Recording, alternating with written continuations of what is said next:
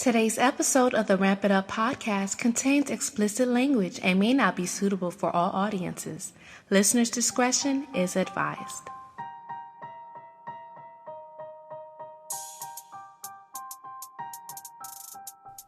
Ladies and gentlemen, you are listening to the Ramp It Up podcast with your host, Randall. Are you ready to ramp it up? Ramp it up, ew!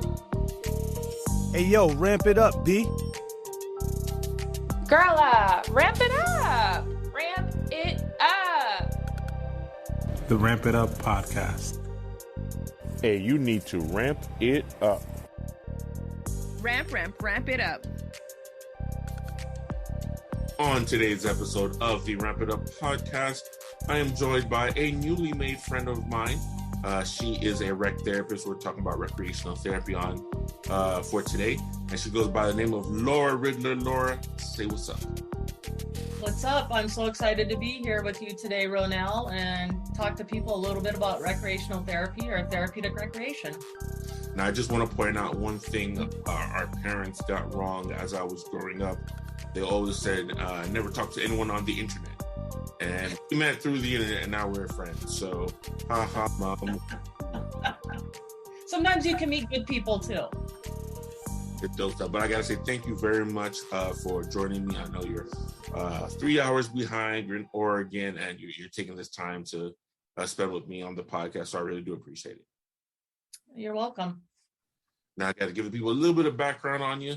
Laura Ridler is a certified therapeutic recreation specialist, aka recreation therapist at Rehabilitation Institute of Oregon, Legacy, Good Samaritan, and Inpatient Pediatric Rehab and Development at Randall Children's Hospital, Legacy, Emanuel. With 30 years working in the field of therapeutic recreation therapy, Laura believes in promoting overall fitness, well-being, and working towards improving, maintaining, or restoring physical strength, cognition, mobility, and independence through wellness, health, recreation, life, and sport. Laura has been involved in coaching, promoting, or coordinating adaptive sports for 30 years, with 23 years coordinating the wheelchair division of the Honolulu Marathon, 9 years as the head coach of the Junior Prep Wheelblazers. Laura believes that participating in leisure activities that one enjoys helps define us and motivates us to be the best that we can be. Now, in the bio you sent me, there was a phrase that you used that I really liked. I'm gonna jump down to it. And in it, you said some of your career highlights are really finding out what each person finds joy in and how can I help them get back to that in some form or another where they feel quality of life and purpose. And I really resonated with that because unfortunately, a lot of people just think therapy is just get you back to physical shape or mental shape to get back to work. But unfortunately, many people overlook where you find your joy and where you find your happiness. And I've been learning a lot about rec therapy, and the fact that you stated it like that really, really touched me. So I was happy to hear that. But that was a lot. Tell me in your own words. I guess we can start. You're in the background. Who is Laura? Who is Laura? Laura is, well, like you said, I've been a recreational therapist for 30 years. I actually started out in education wanting to be a special ed teacher, and I switched careers in colleges and gave up a basketball scholarship to switch universities to go to school at Eastern Washington University for therapeutic recreation. Best thing I ever did. Some of my friends ask if I regret giving up the basketball scholarship and stuff, and I said, no, I'm old, I'm 53. This is the early 90s. It's not like the WNBA was around or that I would have even made it to that level, Rondell. So one can only dream, and it's good to have dreams and hope. But as far as, being a recreation therapist, for me, it's really about the things that I like to do as a kid and everybody having access to things that we enjoy doing. And I'm glad that you brought up the sentence that you did about it. It really is about quality of life for people, because when I go in there and say, hey, my name's Laura, I'm the recreational therapist, my role is to find out the things you like to do, the hobbies you have, and what gives you quality of life recreation is more than sport or physical activities. And how can we help you get back to doing that? And also incorporating what you're working on in physical therapy, occupational therapy, speech therapy, and how do we bring this all together? It's getting that life put back together. That's my big thing. So I'm going to be honest with you. Prior to my spinal cord injury, I never heard of recreational therapy. Yeah. It's mainstream. You hear physical therapy, occupational, speech therapy, respiratory therapy, psychiatric therapy, but I'd never heard of recreational therapy. So as a student with a potential basketball, or not even a potential, with a basketball scholarship, what drove you to therapy in general and then specifically recreational? I think it was interesting. Like I said, I had started out my college career wanting to be a teacher and work in special ed. And a friend of mine contacted me and said, hey, I'm going to school at Eastern Washington University. They were majoring in outdoor recreation. There's this thing called Therapeutic Recreation. It is so you. So I checked it out and I thought, it really is me. It's about helping people, doing things, not helping, but working with people, adults, individuals, kids, whomever, getting back to that, what brings you joy in life. And throughout my whole life, I've been very fortunate. On the weekends, we would go hiking or bicycling. We played board games, card games with my family and stuff like that. And just how much recreation and health and wellness was a part of my life growing up. And I think it really hit me. I was actually doing one of my practicums to be a teacher. Mm-hmm. And I walked into the classroom, the second grade classroom, and there was two little boys fighting over a big round red bouncy ball. And they looked up at me because I'm about 5'9", which is not super tall, but to a little kid it is. And they both dropped the ball and they're playing. And I'm like, you guys are okay. I was standing in the classroom teaching lessons in my practicum. And I was like, gosh, is this really what I want to do? But to me, recreation therapy is still teaching. I'm still a teacher. I just am not in a big classroom unless I choose to do groups. It's very individualistic. And I think for me, every day is a new day. I meet new people every day, but I also learn something new about somebody else every day, or technology, or whatever's the latest thing coming up within the medical realm, or recreation therapy or inpatient rehab. And I learn something new about myself every day. And I think that's always been my biggest thing that's kind of passed down from my dad, is him always telling us that, take the time to learn something new every day. The biggest gift you can ever give anybody is time.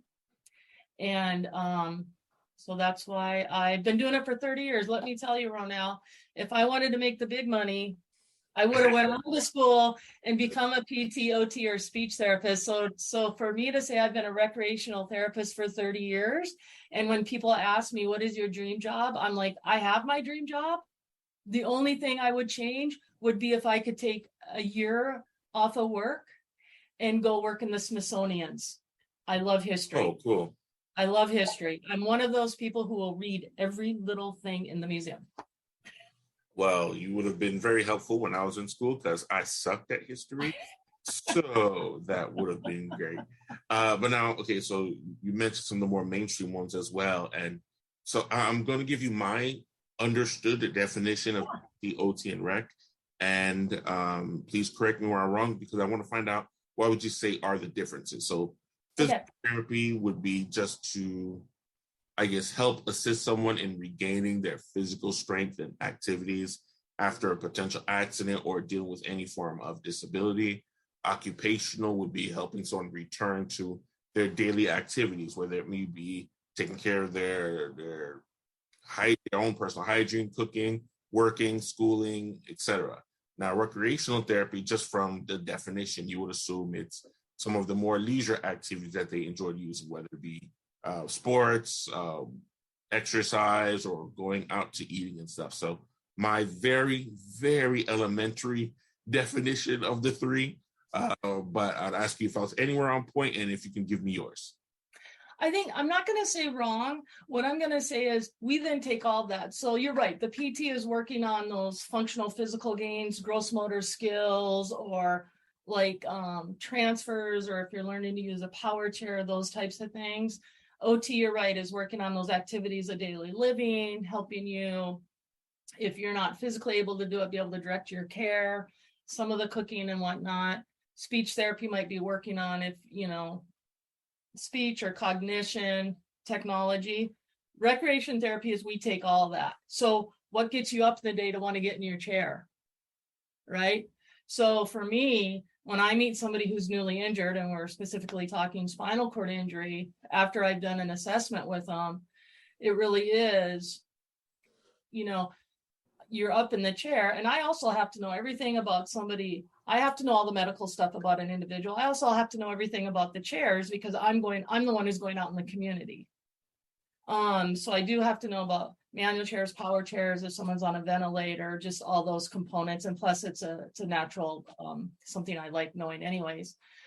So then I'm going out in the community with people, and it might be just to the healing garden. I don't want to say just to the healing garden, because how hard is it for people, and it's everybody's own experience and their own lived experience, for the first time to leave the floor, to go outside and other people see you as a totally different person than you were before. So I'm also doing that neuropsychological, right? The psychology. I do a group with neuropsychology with our newly injured spinal cord injury, and combining neuropsychology and recreation and community, and the impact that has on people. So I'm doing all that, but I'm also, I do cooking. I do anything that's safe and legal, Ronell. I love that little. I literally, because I started working 30 years ago, literally right after the passing of the Americans with Disabilities Act. Mm-hmm. So there was also a lot of things that weren't legal then. But I wanted to get into that too, but I love that little, you let that know, the little caveat. Hey, I'll do everything legal within boundaries. So, but my thing is this, I will tell some stories along the way, if that's okay, is, I lived in Hawaii for quite a while, and a guy I was working with is like, you know what, Laura, what my leisure time is? My leisure time is smoking pakalolo. Okay, which is another word for marijuana pot. I'm like, okay, not legal at the time. I said, how can you help me? I said, well, I'm not going to light anything up. And his spinal cord injury was a cervical, it was a C5 level injury. I said, my thing is, you're going to do it. I just want to make sure you do it safely. So make sure we adapt stuff so that ashes and certain things aren't falling on you because you can't feel it, so you don't burn yourself. Yeah. Dude, what you do in your own time, totally fine. But I'm going to do my best for you to do it safely, or for you to show your buddies how to help you do it safely. But then also, if you're doing that, remember to do your pressure reliefs, so then I'm able to throw in all the other spinal cord education. It wasn't like, no, I'm not going to do that. Because let's be real, Ronald, that's not reality in people's lives. I like to tell people there's ideal and there's reality. How can we bring them as close to possible? But with also realizing, I can sit there and say, oh, don't go do that. They're going to do it. So I'm going to give them either other people who've done that task or whatever they want to do, or I'm going to give them some guidance and say, this might be the safest way to do that wild idea. So now you've kind of segued into where I wanted to go, because we've established now what the recreational therapist does, essentially everyone else's job too, but you have to know everything at the same time. So now let's talk about, you've now graduated, you're officially a rec therapist. These are the early years, as you just said, a year after the ADA has come into play. Let's talk a bit about your early career. So I did my internship in Hawaii at Rehab Hospital of Pacific, so very fortunate. What do you call that, fortunate? That was like extreme. Like when I started on, we've talked about it previously, and it's like Hawaii. Oh, we just happened to be in Hawaii. Oh, who just picks there to go for the internship and work? Lucky you. Yeah, I'll be honest, I was very fortunate. My sister was living there at the time. My brother-in-law is now retired Army, so I went there for the summer and then applied to do my internship. So I was very blessed to have family over there in the beginning. So the early years, literally a year after I did my internship and completed, Rehab Hospital of Pacific and the Honolulu Marathon work together, but the wheelchair division was raced a day before the runners race. So in 91, when 1990, when the ADA was passed, in 91, some of the local wheelchair racers were, going to take a complaint or sue the Honolulu Marathon for not having an integrated race. So they literally called the hospital like a week before the race. And it was during my internship, talked to my Therapeutic Recreation supervisor and said, "Hey, Tara, is there any way you guys can help us out?" And she turned to me and said, "Laura, are you interested?" I'm like, "Yeah, I'm all in. What do you do? You're in your 20s, whatever. Let's go for it. Let's make it happen." So that was the beginning of that, working on the integration of right after the Americans with Disabilities Act into the runners race and combining them. I did that for 23 years with the Honolulu Marathon, made things a lot better of the integration of the race. And now it's not looked upon. In the beginning, it was looked upon as, something we're being forced to do. And that's what I was going to ask. Okay, yeah. I'm sorry to interrupt, but no. Anytime something new is being pushed forward, you're always going to get pushback, and you get people saying, "You guys don't belong here. You have your own." What was the initial reception like, and how well did the event go off? I mean, the reception, wasn't super great. I mean, I'll be honest. It took a lot of overtime, but I think the first year was rough because the Honolulu Marathon is one of the few marathons which is called an out and back course. So like Boston Marathon, a lot of other races start point A to point B. Honolulu Marathon goes point A, goes out, and it backtracks on itself. So during the smallest part of the course is you have racers that are still heading out on the course. So that's about mile 6 or so. Mile 25, you have runners coming back down Diamond Head on the other half of the road. So before, even when it was just runners, they never divided that because the elite runners always had a big media truck in front that just basically, shoved all the runners aside. Whereas for us, it's like, that's not going to work. So something that had already gone with the wheelchair division was having bicycle escorts. So each racer has a bicycle escort unless they're caught up by the runners in their media truck and stuff like that. So the first couple of years were rough because we were just kind of plowing through with our bicycle escorts and stuff like that. But after that, we're like, why don't we do a human chain? So going up Diamond Head, literally we had a human chain that was holding rope between to have runners on one side, and then the wheelchair division started, when they started coming down. We're also the only race that does have a speed zone, which isn't typical, but because the other officials were afraid, right, that a runner was going to get hit. And I said, well, it's going to be because a runner steps in front of a racer. It's not going to be the racer's fault because no one wants to get hurt. Okay. No one wants their race to be ruined, yada, yada, yada. So we have a speed zone there. And then it's the final race, come around into the park and you're sprinting for the finish line and stuff. But what the runners division found is that having that human chain like we did made the runners race better too. Go figure. Does that make sense? I'm going to play devil's advocate. Yeah. The ADA just came out. Yep. Always going to be a small group of people like, well, we want to be included.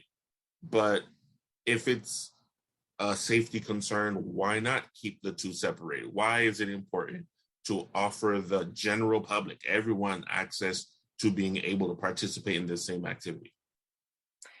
I think, yeah, and that's a good question. And I think some of that pushback is that we were fortunate enough too that the Honolulu Marathon was a big race when it was a separate race for the wheelchair division already, because it was one of the well-known races like Come to Honolulu and race, so LA Marathon, Boston Marathon, things like that, Chicago Marathon.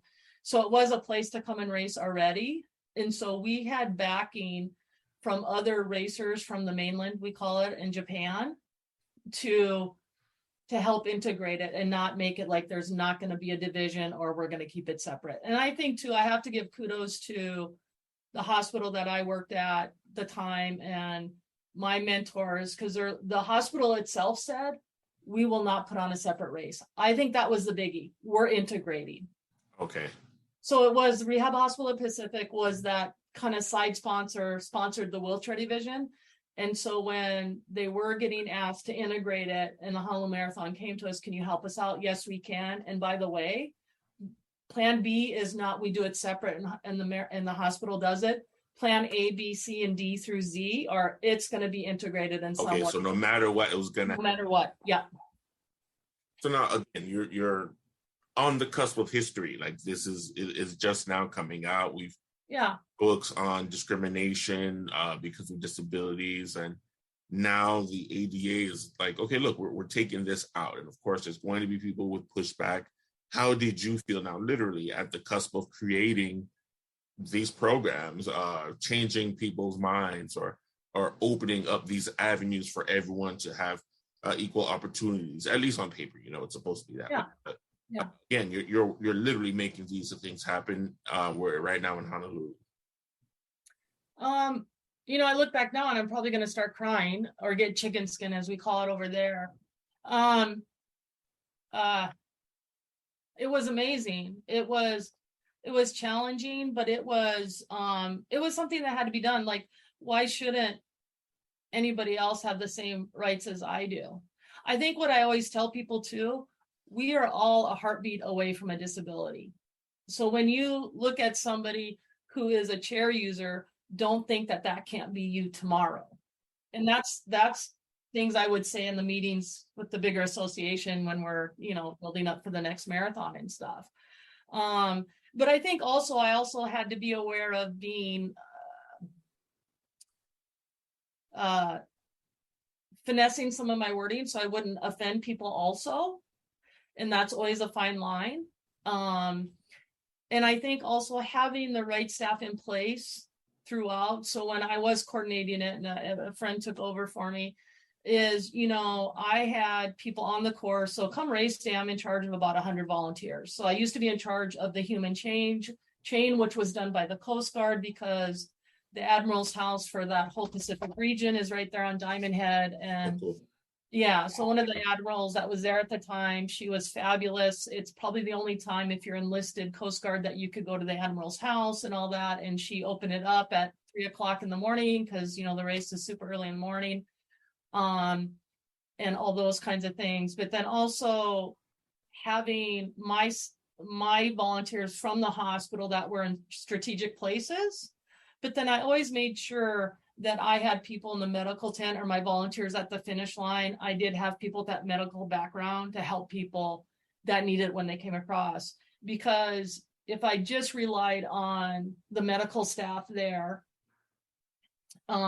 who didn't have the experience with people with disabilities, spinal cord injury and stuff like that, then we probably would have run into some problems and there would have been more butting of heads. Okay. But I think over time, what we saw was my staff was actually helping more runners get to the medical tent than wheelchair racers were having to use the medical tent. And when we did come over and I had staff with them, the other nurses would come over, other people in the medical tent, hey, how can I help? And so now it's, you know, this massage people, before it was like, oh, I don't know. Now it's like, you know, the massage tent, they would come the day before to give the racers massages, the wheelchair division. And then come race day, they had a space set aside for the racers, like, come see us, and lowered the tables, and they learned how to transfer them onto it and help them. So it was just this, it was just fabulous. But, you know, like you said, that taking that time to open up the eyes, like, we're all just human here.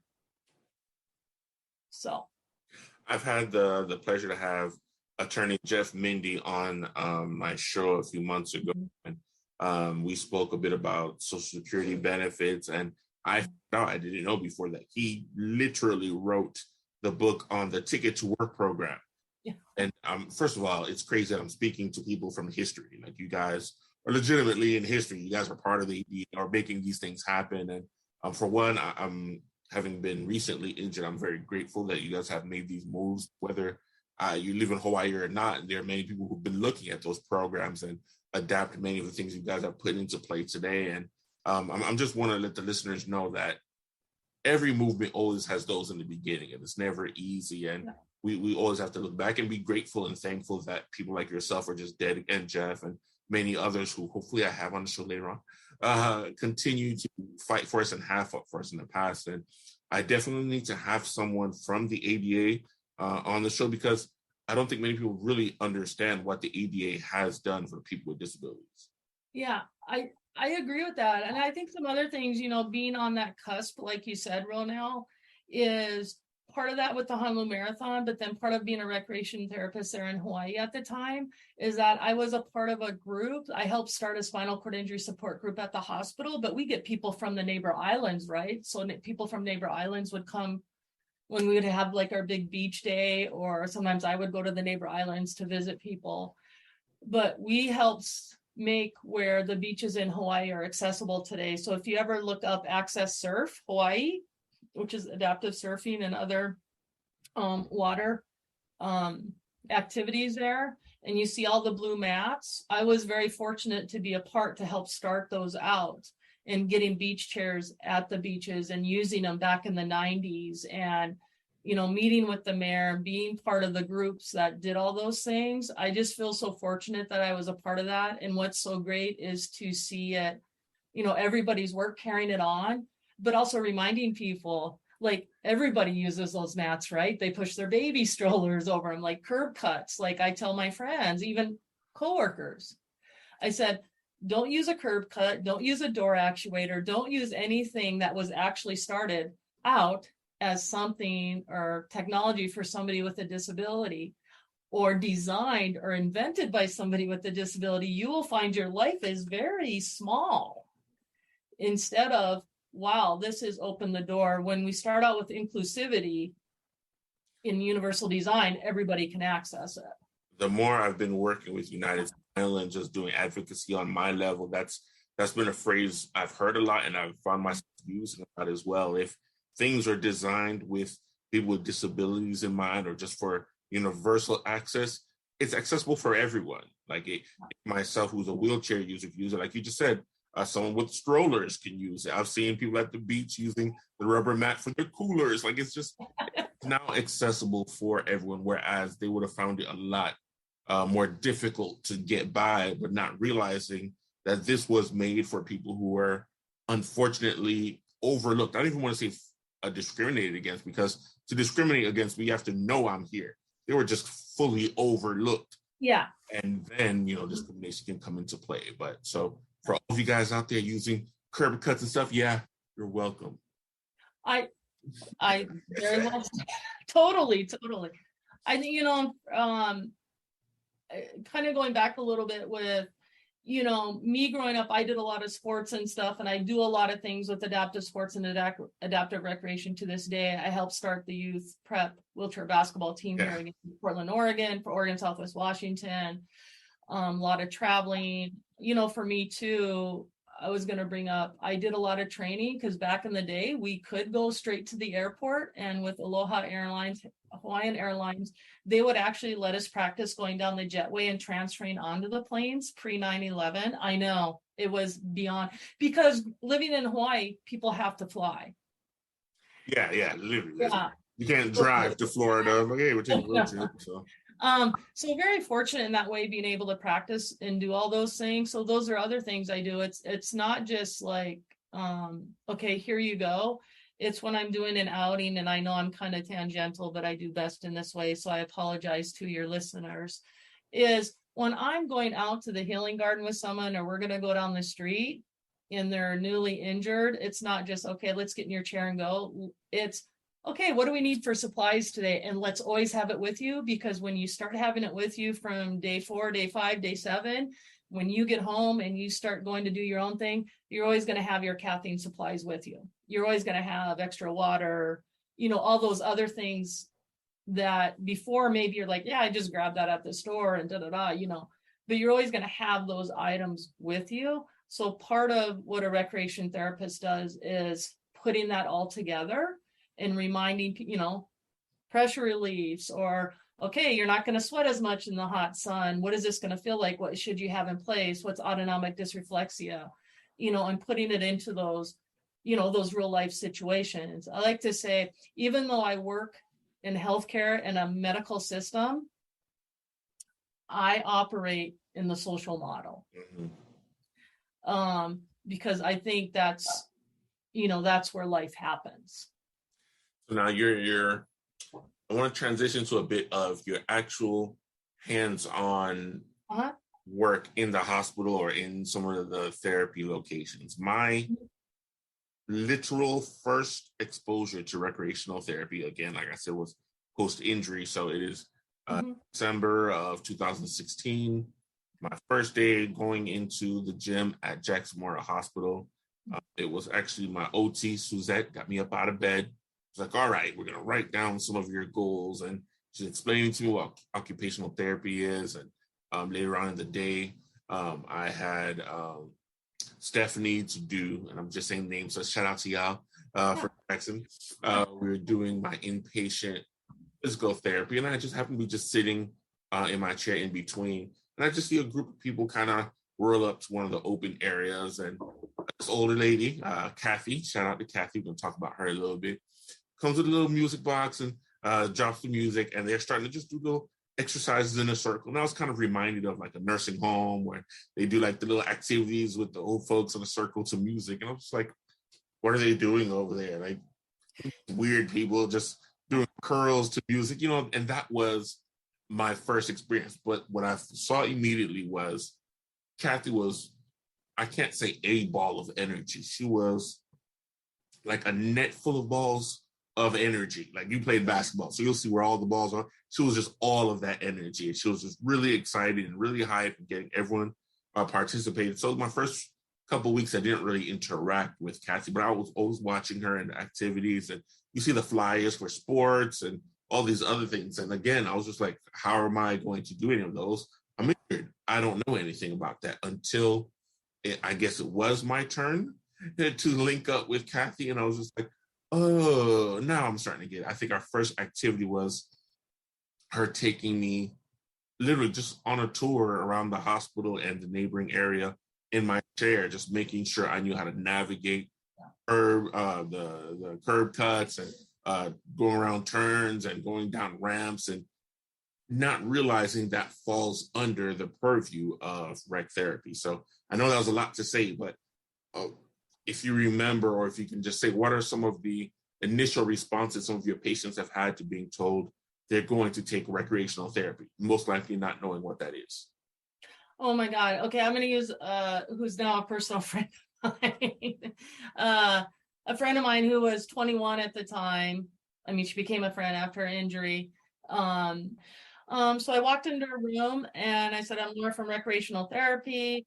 And Joanna said, you know, I don't knit or sew. And I'm like, good, neither do I. What do you like to do?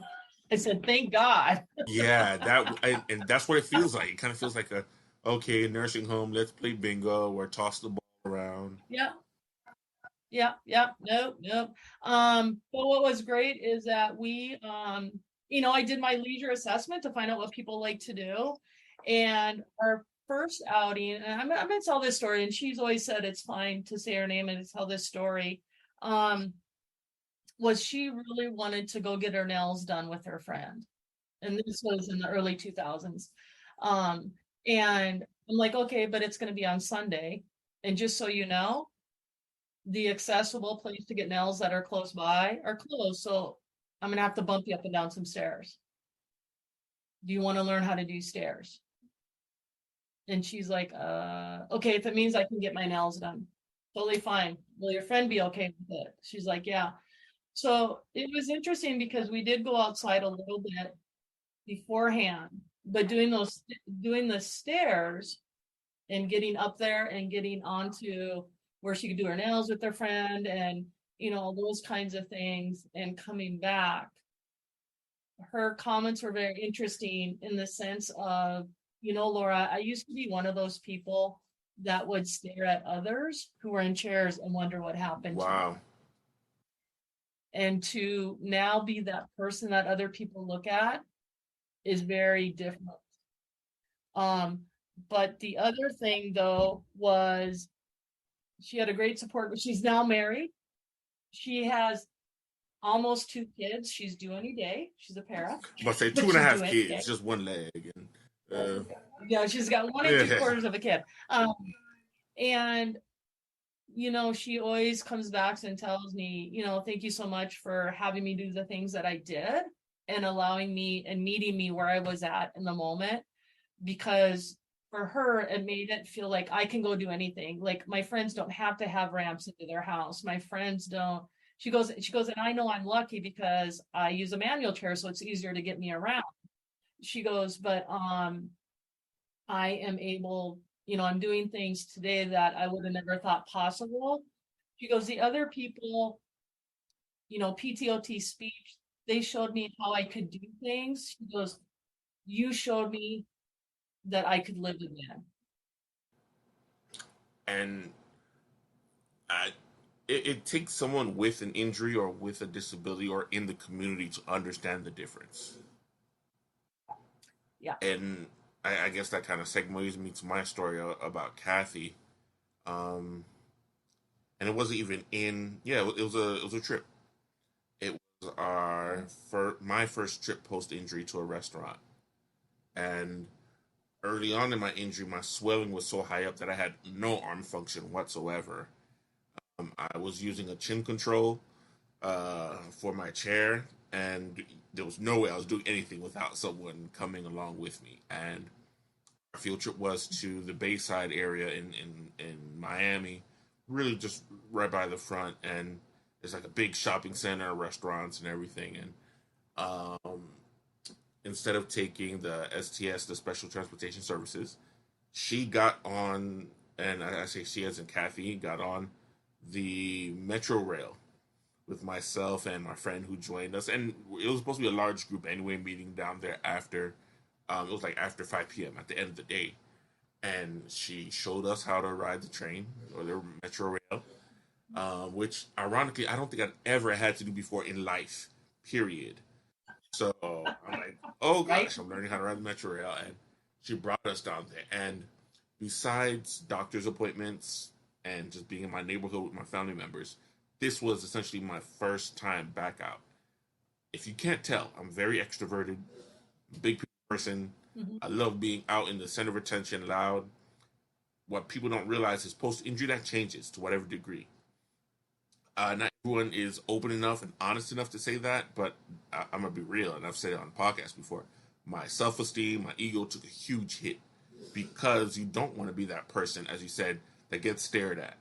I'm already a big black guy. I'm 6'1". I'm used to that attention, but it's different when you're now in a chair. It's not the attention you're used to or that you may want.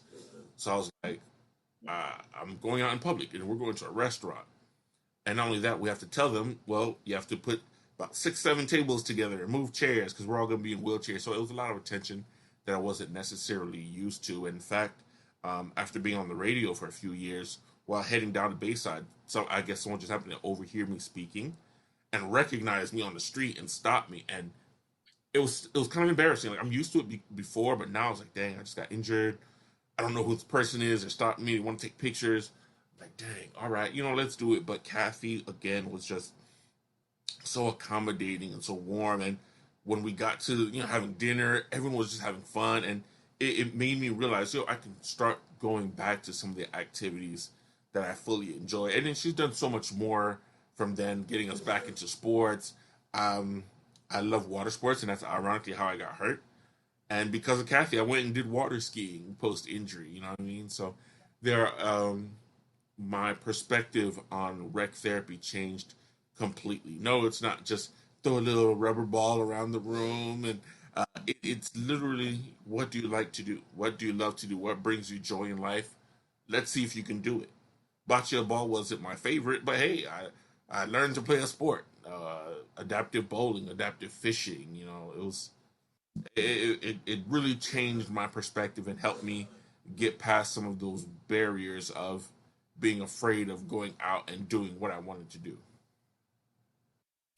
Yeah, and I don't think people put enough value on it, and it's not, because the viewers can't see me, it's not my lived experience. I don't have a spinal cord injury. I have other non-apparent disabilities, but I think sometimes even in educating other therapy disciplines, it's not that easy to go out in public. So when you say, oh, let's go, it's not a big deal, it is to some people, and to acknowledge that and thank you for your vulnerability. It's being vulnerable in a whole new way. Like you said, you're this big 6'1" Black guy, you know, there's things you probably didn't ever have to think about before, but now being in a wheelchair, being of shorter stature, being more vulnerable, that's a whole different thought process of, you know, where do I go? How do I do it? Do I want to do it? And once again, meeting people where they're at in the moment. And that's something I've learned over time. Have I become, you know, like I said, I learn something new every day. And a big part of that is technology. But I think there's so many things that the pandemic has taught us, be it pros or cons, at and working on our own creativity and technology and stuff, because we weren't even allowed to leave the 5th floor of the hospital during COVID. And I know a lot of places weren't, and Oregon was probably shut down longer than some other places. But how do we get creative when people can't have their loved ones come visit them and they've sustained an injury? Just like a lot of people who, you know, either in the hospital or lost loved ones and stuff.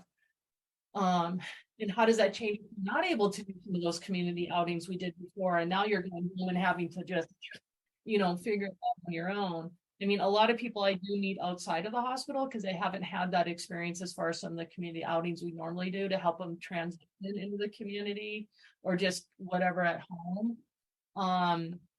But you know, for me, I'm like I said, I'm willing to do anything that's safe and legal. If it's cooking, I'm in there cooking with people.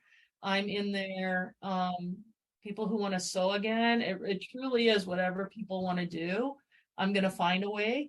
I think another big thing is always helping set up peer mentoring or peer support when the individual's ready.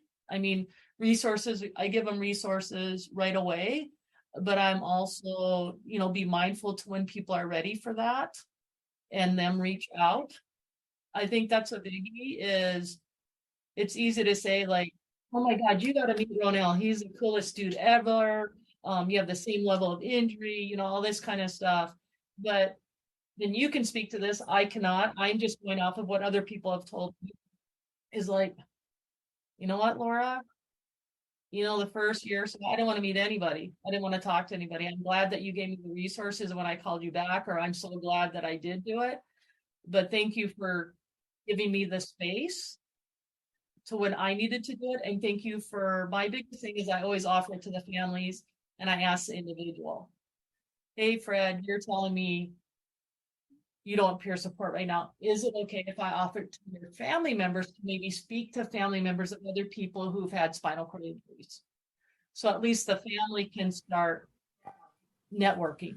And you just said a lot there, and it's in a good way, saying a lot. But what you said made so much sense, because it's, you hear so much of the stay positive and jump right back into it, and you can do it. Don't let the injury or the wheelchair hold you back, and all it's good and well. But for everyone, it happens at a different time. It has to click at some point, and it takes time and experience. It takes someone with an open heart and just someone that has some sensitivity to other people to understand that. And I'll give that to Kathy as well, just from working with her. Kathy is from day one, again, she's an energy, and she lets you know, hey, these are all available. These are all here. And she sent weekly emails letting us know what was going on in our community. And whether you responded or not, Kathy sent them. And it sounds like it's bothersome, but not at all, because she always let it be known that she's a resource that's here. When you're ready, when you want to participate, when you feel like it's something you want to do, let her know, and she'll jump right in and she'll do it. And Kathy recently retired just a couple months ago from worked at Jackson for over 20 some years, and she's still like, look, I'm still a resource. You want to know something, you want to figure something out, let her know. Like whether it be sports or dancing or art. And I remember when they talked to me about all those things in the beginning, so what's wrong with you? Look, I just got hurt. I'm trying to walk. And again, I'm a very positive person. I'm really out there. Let's jump in. But I was like, I'm trying to paint with my mouth. I'm trying to walk again, you know. And it was just, look, hey, I'm putting this out here, just letting you know it's available. And then 6-7 months later, I remember we were at the beach, and I'm seeing people on the adaptive bikes, and I was like, well, what is this? And she was like, hey, let me know when you're ready. And the reality is, you know, and I think back to the same phrase that you said before. It's about, or that was in the bio, it's about what you love to do. It's about what brings you joy. It's not just getting you back to a point where you can feed yourself or do your own homework or do work or whatever it may be. It's so you can realize your life is, there's still recreation, there's still fun in life. And unfortunately, some family members don't see that. I come from a very conservative Christian island background, and the concern was, look, let's get you healthy, and which is good, which is great. But unfortunately, the recreation is skipped over, and you don't realize how important it is to make me feel comfortable being back out in public, interacting with people, not only other people in wheelchairs, but just anyone, feeling like myself again. And from my experience, and of course you can speak to it more, that's where I think rec therapy fits into the whole rehab. Yeah, I agree. I think, yeah, you just said, well, it's taking all the components and putting it together and that getting back to living again. And how much it's interesting. It's how important our quote unquote free time and leisure time is to our lives. But once somebody is injured, all of a sudden it goes bye-bye. Like it's not of value. It's not, we're not going to reimburse, PTOT speech, we're going to reimburse. And that's so important. But they forget, what are you doing all of that for? You know what I mean? Are you doing all that to go back to work, to go, whereas recreation therapy, we fit into all that, right? And I think it's realizing I think people realize, but honestly, putting into practice what we're working on, like people are going to go home and recreate. And I think the biggest thing for everybody to also realize is after sustaining an injury, what do you have a lot of that you can have before? Leisure time. Thank you. So much time because maybe you're not going back to that job right away because it's not conducive to your injury, or you're taking a year off of school, or you're, yada, yada, yada. So you have all this time. And even if you're doing outpatient PTOT speech or this or that, you still have a lot of time. And so I think recreation therapy, along with the families and the individual, is really, how do we make that time as purposeful and meaningful for someone that it was before? I don't want to feel like a burden. I don't want to, and these are things that a lot of people that are listening today have probably heard from family members or feel that about themselves, or all those things. And we're all interdependent. I'm not independent, even though I'm able-bodied. I'm not independent. I definitely depend on other people for things, and we all do. And I think once we realize that there is no such true thing as independence, the world will be better. And I gave a talk a while ago, because I've done many talks and I could spend hours telling you different stories. But I gave a talk to the Oregon Speech Therapy Association. And when I gave them the assessment, I gave them all different levels of injury. I'm sorry if there's feedback.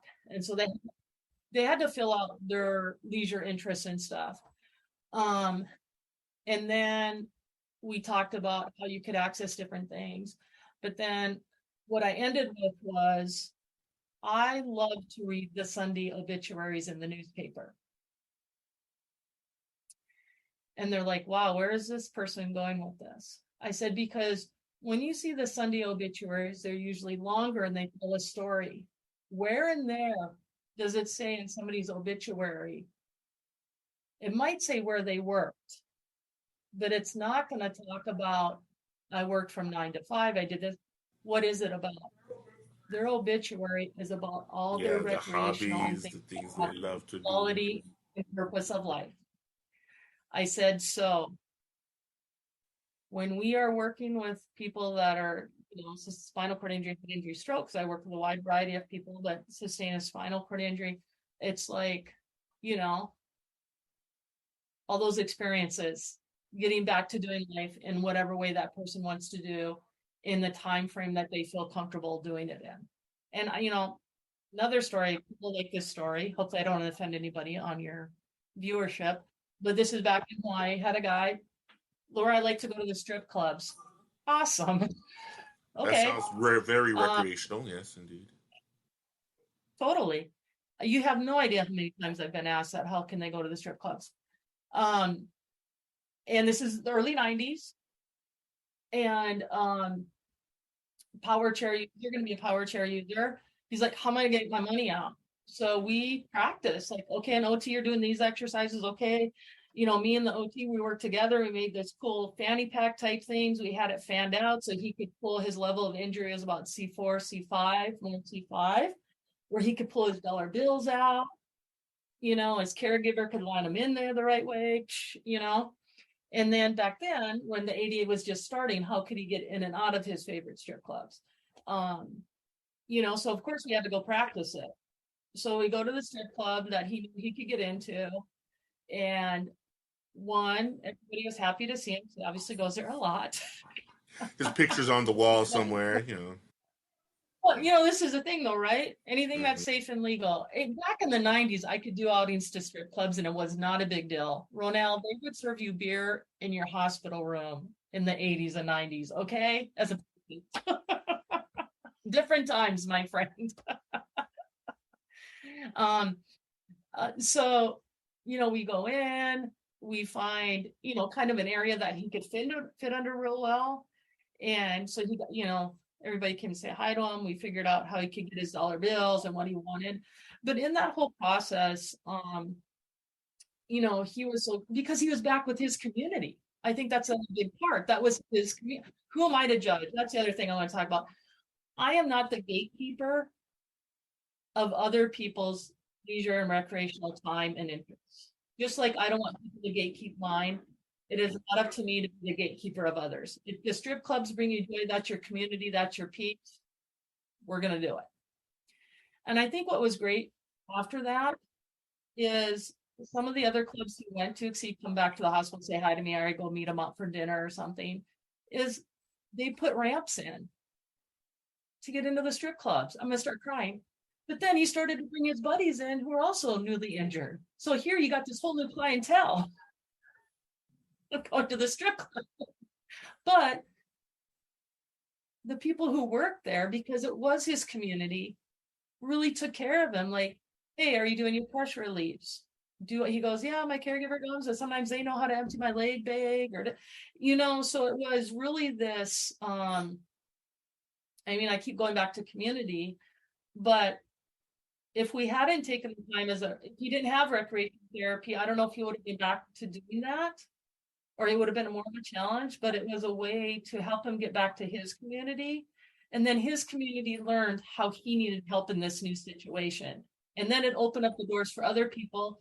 They made their places accessible, ADA, but they did it on their own because they're like, oh, so-and-so comes on Thursday nights and there's about 4 other people in chairs with him. We got to have this to get from. So now, for research purposes only, after this episode, I'm about like a C4, C5. So I might have to just ask you to just share some of those tips you've shared with him to, just so I could understand, not necessarily for my own uses per se, but no. And I think what you're saying is the reality is because of rec therapy, not only did you bring him to his community, but it opened their mind as well. It showed them different people who are just people. They just need a few accommodations so they can enjoy themselves for whatever reason. And that could be applied anywhere. That could be applied to a church. Yeah. My church, although it has the ramp, it has all the ADA regulations followed, but they never really had to deal with someone like myself coming regularly in a wheelchair and needing to access everything. So it I don't want to say forces that community, but it gives them the opportunity to embrace something that they didn't know before and embrace a whole new group of people. And again, not because they were discriminating against them, but they were overlooking them. It didn't come to the mind. And I think that's where you'll see the difference, whether they're willing to make that change or whether they're planning on resisting and making you feel like you're not welcome. Yeah. And I think that's a very great point. I mean, unfortunately, even to this day, you could talk with people and be like, well, Laura, why do I need that? No one comes here with a disability. well, no one comes because one, you're not accessible and you're not very welcoming. It's not, well, don't have it because nobody comes. Have it because you know what? You might just have opened up your world to, I mean, if you're looking at it from that business aspect, you have opened up your world to a whole new customers, whatever, but a whole new world of learning that you're going to learn, but that whatever your business is or activity or whatever you want to do, that those individuals can learn from you. And I think sometimes that's the biggest thing is that people are like, oh, well, no one comes. Well, it's not that people don't want to come. They just, it's made very hard not to be there. And I can say this for any business owners listening or people who know business owners whose locations or services don't necessarily pay attention to those with disabilities. We Google the mess out of you guys. Every restaurant, every location I'm going to, the moment I realize you're not comfortably accessible for me, not only do I not go, I tell my friends, well, this place isn't going to be us. And I believe the last time I did the research, about 24 to 26% of the economy comes from people with disabilities spending money. So you're missing out on 25% of your potential business because your doors aren't as accessible or your services don't include possibly allowing someone who needs a wheelchair to come through. So keep that in mind. Like you said, you don't need to like me, but if you want to get my money, make sure I feel welcome. I can get through the door. Yeah, and just some of those tips of going out to restaurants. I always carry little 4-inch blocks of 2x4s that I can slide under tables to raise them up. And this is back in the day when you didn't have power chairs that could lower more and raise up. I take those with me to restaurants in case we're at a restaurant on an outing that the tables are too low. I can easily bring them up. But in the process of, there's a lot of restaurants around Rehab Institute of Oregon. And, pre-pandemic, going to all these restaurants a lot, pretty soon the restaurant owners, because a lot of them were mom and pop, right? They weren't the big Olive Garden or anything like that, because we kind of live in a cool neighborhood here in Portland, I guess I would call it, whatever the quotation marks, a desirable place is where the hospital is. Pretty soon the workers would come out with their own blocks, like, Laura, I got them here. We fix this for you. Oh yeah, because we're there once or twice a week or once or twice a month, and right, my money's good. I'm just like you. No matter where I go throughout my life, if I get good service, I'm going back. If I don't, I'm not going to go. I'm going to let other people know. And with social media nowadays, that can go out wide with people.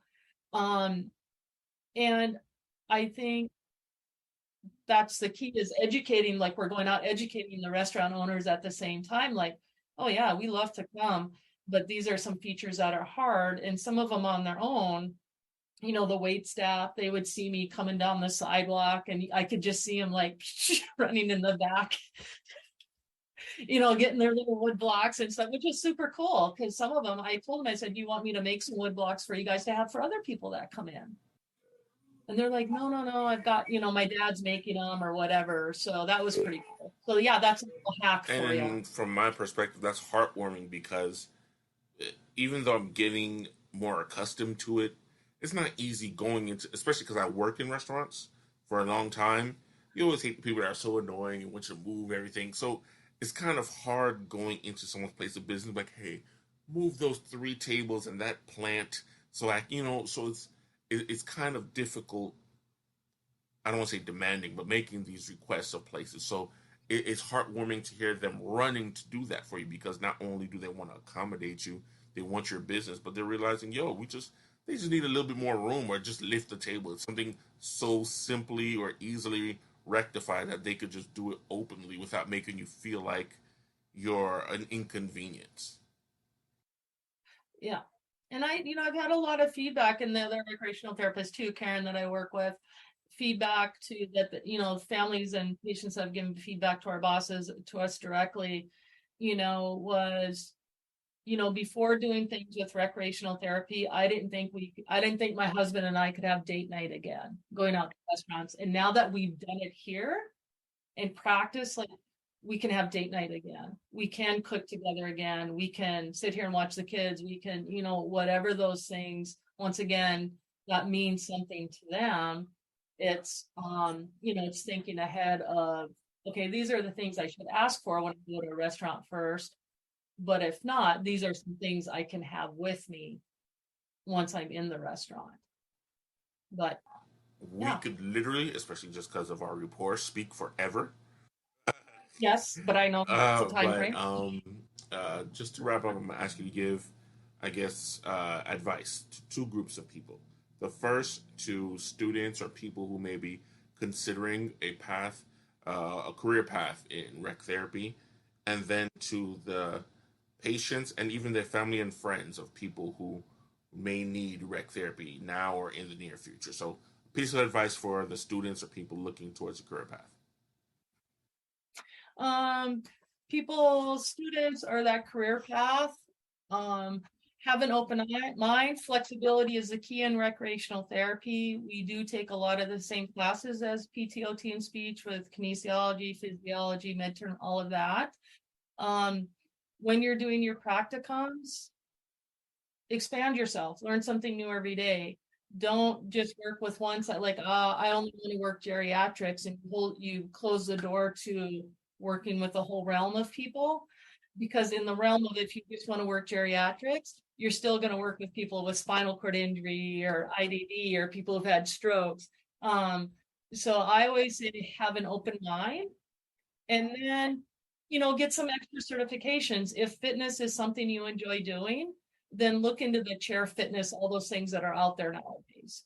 And when you're doing them, looking at including them. I know we didn't get to talk to this, but with my partner, Aaron, we did a walk with ease, and we made that accessible here in the state of Oregon. And now it's going national. So it's movement. It was based on movement. So we did a pilot with people with arthritis, because it's through the Arthritis Foundation, but we opened it up to people with disabilities. And within that, we had people who were care users, spinal cord injury, blind, IDD, intellectually, developmentally disability. We did this over Zoom. And it was the biggest class. Everybody stayed with the class with us for 6 weeks because we made it about movement, and everybody learned from each other. And it was just such a great thing. So I think the big key is don't close your mind off to something. The other big thing is, because there is the therapy discipline hierarchy, you are just as valuable as any other therapy discipline. Sorry, PTOT speech. And you will have an impact on people, just like they will have an impact on you. You might not see it right away, but down the road, those small things that you do mean the most. Wow. Yeah. I can see it already just from the experiences I've had in therapy and the folks I've had on the podcast who shared their experiences with rec therapy as well. So another bit of advice for people who find themselves in therapy right now who may not realize the necessity of therapy, or the family and friends who just be like, hey, just go work out. You don't need rec. Yeah. My suggestion is, if you didn't receive recreational therapy during your rehab stay, because a lot of places unfortunately don't have therapeutic recreation or recreation therapy anymore. It was big, and then managed care came in the 90s and kind of cut some programs back, is to find a local, even if it says adaptive sports or a peer mentoring group or things like that, where you can start getting back or getting ideas of the things you like to do. But the biggest thing is, I think for family members and for the individual, is it doesn't mean the first night you have to go to a restaurant. All it means is you're up in your chair, and if it means just going out the front door and that's where you're at that day, that is success. If it is, I'm out the front door, I'm on the sidewalk, I'm in the yard, I'm talking with people, that's just as successful as going to a restaurant. I think sometimes that I've learned, this is 30 years of experience, because I've definitely been that person, we're going to the restaurant, and stepping back and being like, hey, you're in your chair, you're in the activity room, that's a freaking success today. This is your sitting up, you're building the strength, endurance, and making those little roles, those little steps, those are the big things. The other, as a family member, because I have been a family member to assist people. I've been a personal care assistant, but also with my dad and stuff is sometimes we can assume we know what the other person wants or needs, and sometimes we don't listen. And it's really listening, because you are the expert on your own body. So if I can't understand, I just know that some people with spinal cord injury have heightened pain levels and nerve pain and things like that. And for somebody who is newly injured or family members, that concept of spinal cord injury just means you can't move, and they're just learning about nerve pain and stuff like that, is really listen to that person who's doing the lived experience, because they are an expert on their body. It doesn't mean you don't help and encourage, but it's also that listening part of, okay, today might not be a good day to go to the grocery store, to whatever. Today is just one of those days where we're going to the front yard, or today's one of those days we're in the living room, but we're watching TV together. We're doing something together. Laura, you are a wealth of knowledge. 30 years in the industry, and of course, just being an awesome ass person. It's impossible, even in a series of episodes, to get everything from you and all the advice. I plan on using you personally. You already know that. Anytime. Trips I plan on taking, and just activity ideas. But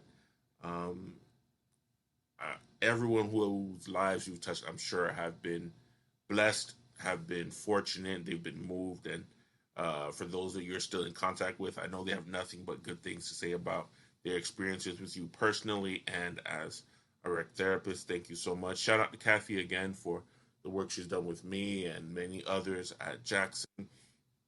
And for me, there's no hierarchy when it comes to therapy. I don't think if the slightest amount of therapy of either of the branches were missing, my recovery journey would have been so much harder. The physical, the mental, the emotional aspects of it, all of you touched it in different ways and helped benefit me. So for those listening, you may not be ready for it now. We get that, and there's no rush and there's no pressure. We did our last session actually of Tech Talks was about adaptive sports. They come in handy. You know, we have a whole lot of time. The last thing you want to do is sit home and just eat. It's delicious, but it causes other issues that you, in the end, it will bite you. But rec therapy has its place not only in healthcare, and insurance should cover it. Screw you guys for not doing so all the time, but in our lives as well, because what are we without time to recreate? You know, all work and no play. We all know that. So yeah, we do. So I appreciate you again for taking time for joining me, and the work you've done literally all over the states, since some of your programs are now going national. We'll definitely have to refer back to you. At least, I don't know when rec therapy awareness is. When is the day, or what is that celebrate, if you know off the top of your head? We are the month of February. Oh, okay, cool. So I'll be you back up come February time, but send you a nice mug or something, or jersey. We know you like basketball. I do. You can't. I know on the podcast you can't see, but fortunate to do a lot of stuff with the Portland Trailblazers. And my partner Erin sits in here for her job, and people are like, "Oh, who's that? Who's jersey?" She's like, "Oh, some guy. I don't know, Damian Lillard. I don't know." I'm like, "Well, next time if you want to get some street cred, you can tell them it's an autographed jersey of Damian Lillard's of the Dame." I look forward to when we get to hang out in person, whether in Miami or in Oregon. But you've been great. I thank you for making time for joining me on the podcast. Yeah, thank you, Randall. Appreciate it. My pleasure. Have a good rest of your evening over there. Your afternoon. Gosh, you guys are back in time. Literally. All right, thanks again, Laura. Okay, take care.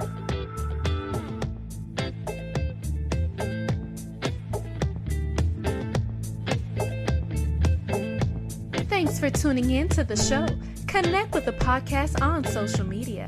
Check out our Instagram page at ramp.up ramp.it.up.podcast or email us at rampituppodcast@gmail.com.